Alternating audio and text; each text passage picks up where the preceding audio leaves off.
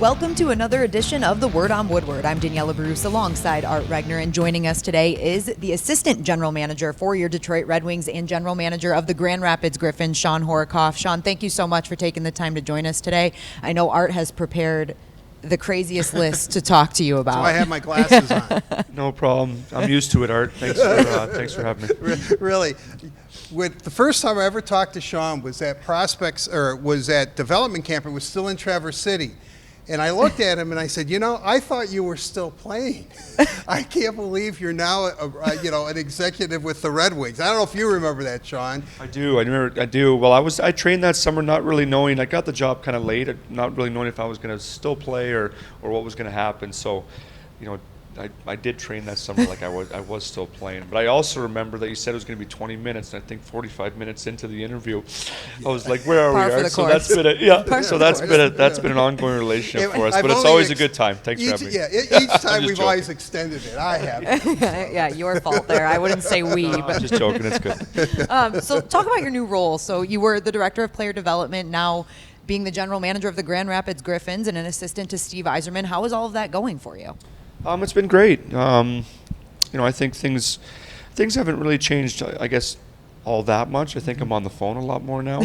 Obviously, my role is a little bit different. I've been fortunate in the last few years. We've built up a really strong development staff. We have Danny Cleary, who essentially now runs North America. We had, Nick Cromwell moved back to Europe. So he's kind of our presence there. And then obviously we have our skating coaches and Dwayne Blaze, who we've hired as a skill coach as well. So, in terms of not being as involved in that anymore, it's really been kind of seamless because those guys have done such a good job, and they know exactly kind of what to do. So we've been kind of good in that area. In terms of Grand Rapids, up until that point, like I said, my role had changed a bit. So I hadn't watched Grand Rapids all that much as I kind of normally would. But then once I got the job, I spent a lot more time there, especially just kind of, more of my viewings now are on the pro side. So trying to, obviously been in the organization a long time, comfortable with the staff, comfortable with the players, so that was kind of easy. But really just trying to get a feel for the league, and then obviously trying to get some more NHL viewings in. Do you travel? I know you traveled a lot when you were director of player personnel, and you would go and watch all the prospects play.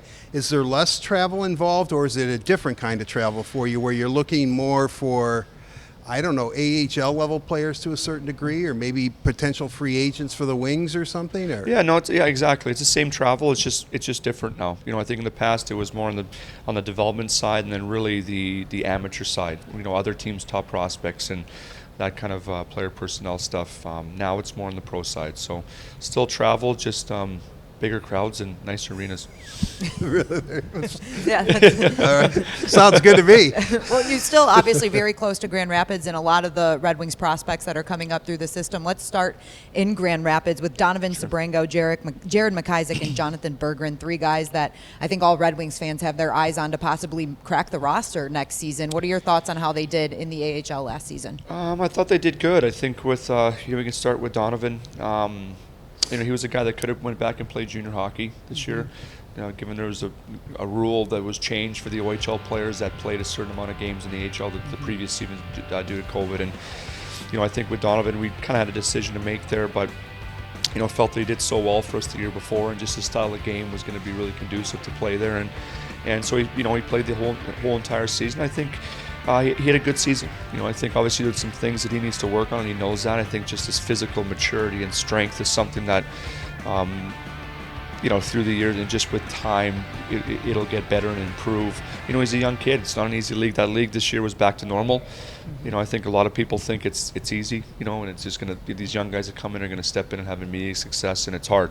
And especially for a defender, because you're playing against men that are they're doing they're doing everything every single night to try to get into the NHL. And with Donovan, like I said, he's a guy that we love. We love his determination and his competitiveness, and he's got a bright future.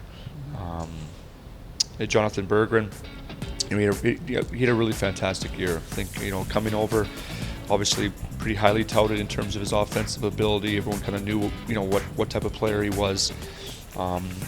questioned a little bit was how long was it going to take for him to adjust to the pro style. It's obviously a different game over here, coming from the bigger ice, and he's more of a passer and a setup guy. And I thought he adjusted really well. I think his competitiveness grew. We wanted to shoot the puck more.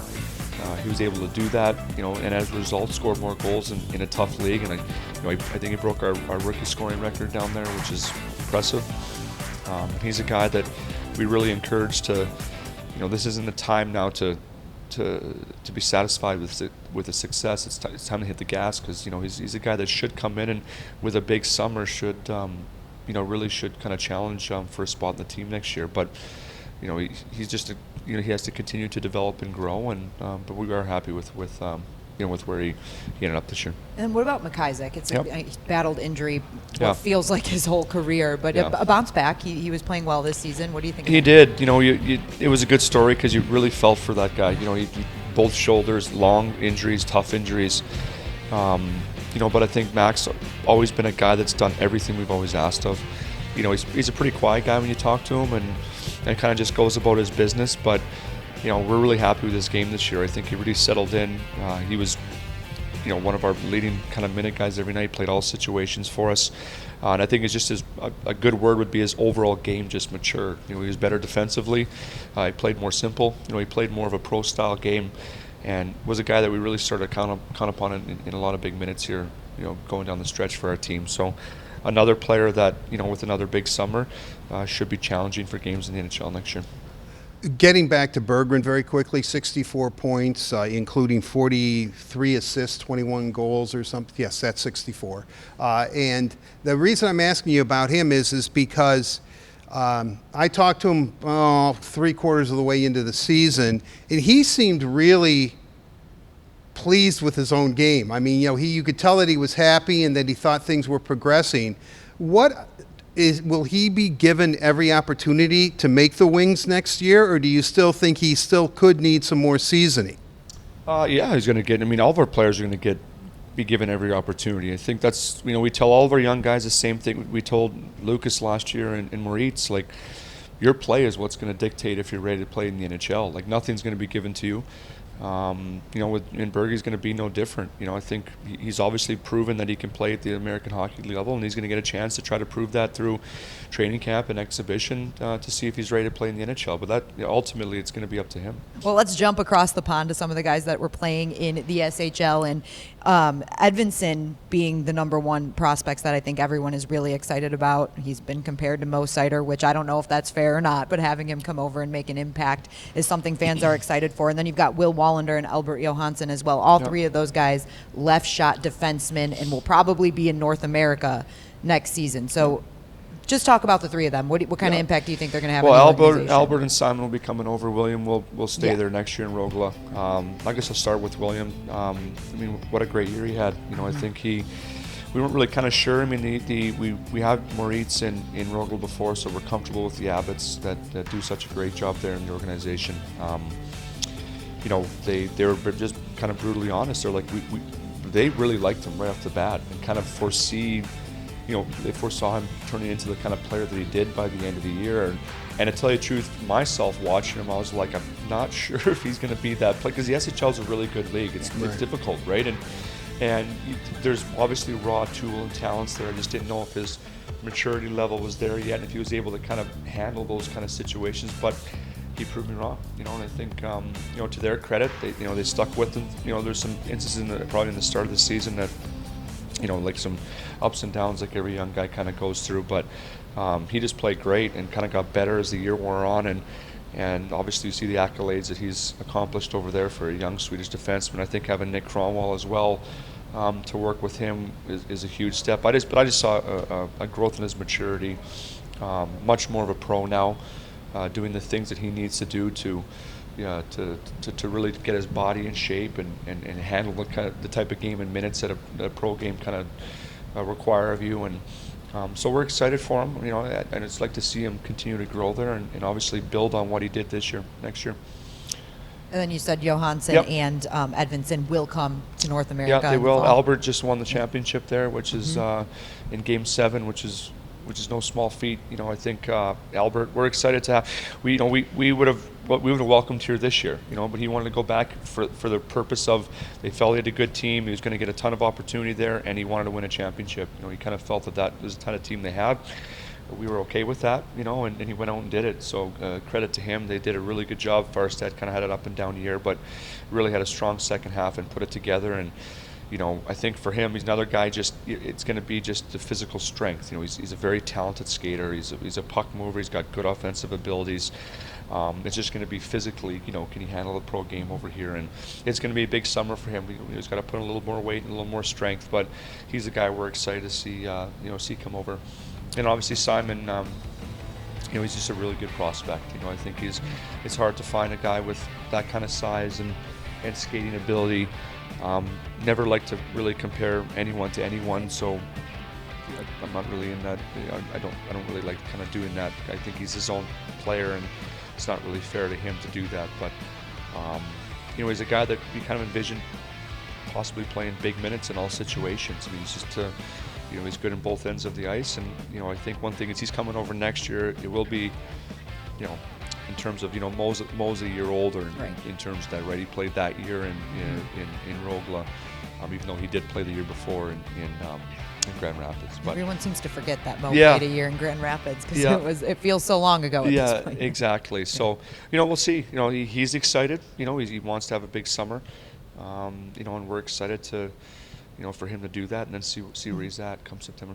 Is Edvinsson, and it's really interesting you would bring that up because Mo was a year older, but at Frölunda, Edvinsson was doing essentially what Mo was doing, and he was a year younger. Is that fair to say that, maybe Edvinsson, not that he's ahead of Mo. I'm not going to take anything away from Mo Seider, who's obviously should be the Rookie of the Year, if not congressional investigation. But with that said, I'm just kind of curious because Edvinsson really, I still can't believe he dropped to at 6. I know you're never going to say that, but man, when he was there at 6, that was so easy last year to take him.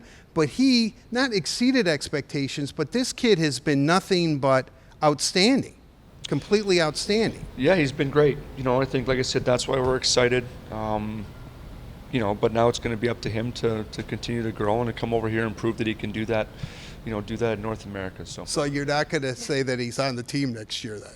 No, that's going to be up to him. That's like I said, Art, there's no, that's just, obviously that's a decision to whoever the head coach is going to be and Steve. But ultimately, we tell these guys the same. It's going to be up to them. I don't think, to tell you the truth, with Lucas, I envision him kind of being in Grand Rapids to start the year. Right. Kind of thought that he would be a player that would eventually, certainly had the talent, but it's just not easy to make that step.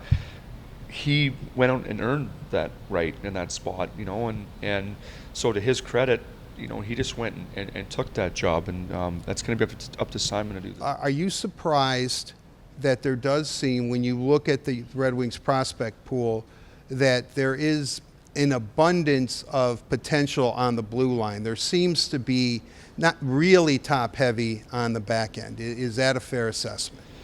Well, I think it's it's fair to say next year we're going to be young in Grand Rapids. I think our left side is Sebrango, McIsaac, Albert Johansson, Emil Vero, who we'll touch on. We have Seth Barton as well that we didn't kind of bring up. That's another guy that he's been through some tough times with injuries as well, but I thought played very strongly towards the end of the year. That's a bigger guy that's kind of starting to come as well. So you're starting to see some of these. The depth of the draft picks are now starting to turn pro, and you're going to start. I think Red Wing fans are going to start to see these guys, and then, like I said, and then at the end of the day, it's up to us to continue to develop them and put them into situations, and where they can continue to grow, and then hopefully when they step in the NHL, they're ready to stay.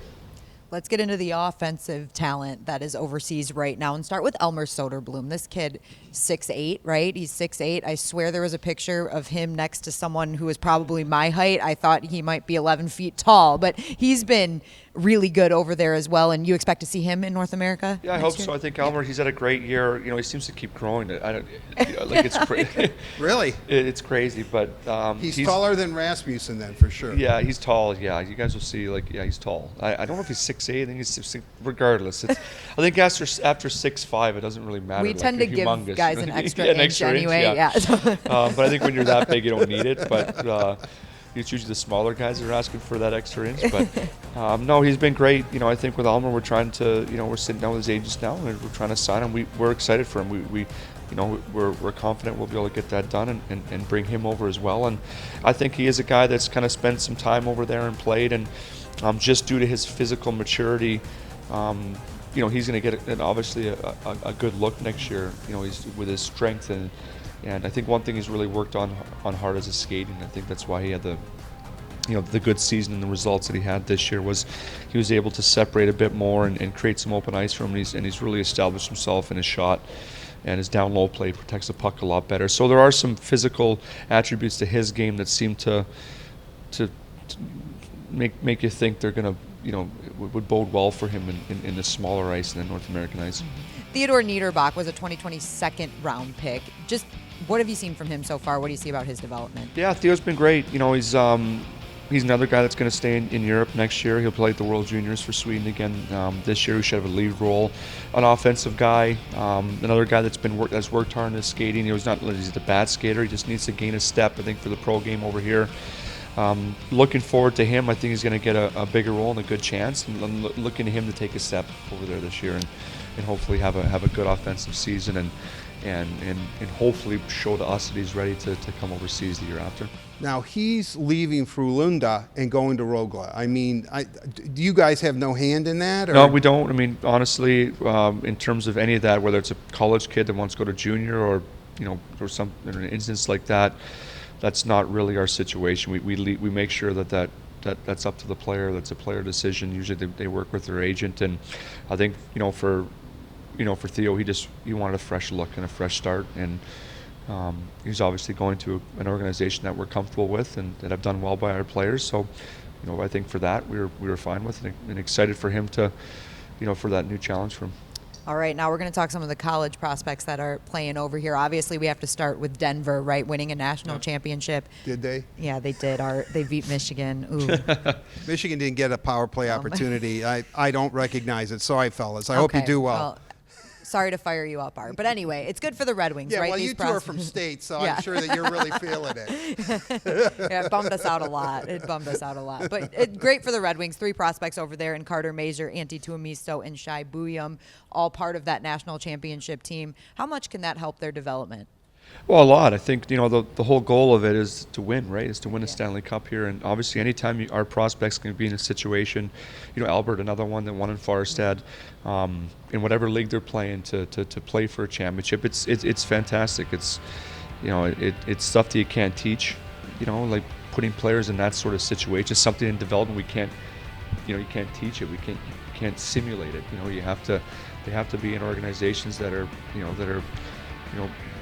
playing for championships, and fortunately this year we had lots of guys that were, and lots of guys that were successful doing it. So I think there is lots of value there. Those 3 players and on top of it played lead roles. I think with obviously Carter up front just had a fantastic year. I think he's obviously a guy that's going to go back. He's looking to build again. They are losing some players there, but they're obviously going to have a really strong team, and we're really happy with him. He's just a player that plays, on both sides of the puck. He's really good net front of the power play. There's a good natural grit to him. He's got a little sandpaper to his game and something that seems to come naturally. He enjoys playing that way, but obviously can make a play and has some scoring ability as well. So he's a real good, well-rounded player. Shai, and Antti on the back end, 2 really big guys. I think Antti this year is actually leaving Denver. He's going to go back and play pro hockey in Finland. So we're excited to see how he does over there. And then Shai, I think this year we'll have would take another step forward and have a lead role with Denver. So all 3 guys we're really excited about, and you really couldn't ask for their development to go any better last year. Looking at a guy that I've always been intrigued with, and it's really weird, depending on scouting services, either they're really, really high on him or they're mildly disappointed in him. and that's Emil Vero, who played for TPS Liga in Finland. Every time I've seen him, I've been pretty impressed by him. Where is he at this point? Well, he's coming over here. I mean, time will tell. I think, we've always kind of liked Emil. He's a competitive defenseman, good skating defenseman. I think he's more of a defender and someone that just brings really good, solid compete. So, he's another guy he's done well over there. He's done well at the World Junior. He's kind of played very well everywhere he's been, and I think he was good last, but even the year before when he played up in the league, I don't think anyone kind of expected him to have that kind of season. Right. He's just a kid that seems to find a way. So, another guy that we're turning pro and excited to have over here next year. Sebastian Costa, obviously the big draft pick was that 2021? 2021 now? Yeah, 2021. Okay, yes. So in the first round, moved up for him. Really improved all season long. He had a great playoffs. Is having a great playoffs. What do you think about him? And I know goaltending, it comes down to taking a little bit longer to develop, and you may not be as involved with the goaltenders. But what do you like that you're seeing from him, and what do his next few years look like? Not sure what his next few years look like. Hopefully he's here and he's in the organization and playing well for us. But he's someone we're happy about. I think obviously Phil Osair is very involved with him. We were up at obviously the World Juniors, which was short and canceled, but Pat was still here at the time. Berggren and Drapes was up there as well, and we were able to sit down and talk to him and meet with him, and it has been good, but I think there's been some lows as well. I think it's been a little bit of an up and down year for him, which is a good thing. He's had to face some adversity. But we're looking for him. He's got a really good team, and to have a long playoff run here and to play some really meaningful games against some really good teams where he's going to get pressed. For him, it's just going to be a matter of just maturing and physically, kind of growing into that body of his, because he's big. Yeah, he's big and he's raw, and it's just going to take some time for that growth and that maturity to happen. But obviously someone that we're really excited about. Yeah, one player, Cross Hannes, that you signed, Portland Winterhawks, 86 points I think this year. I think 7 points in 9 playoff games so far. 86 points, nothing to look the other way at. I mean, can you tell us a little bit about him? Yeah, he had a great year, and to tell you, I think he finished 9th in scoring, right? Was that? I think he finished 9th in league scoring.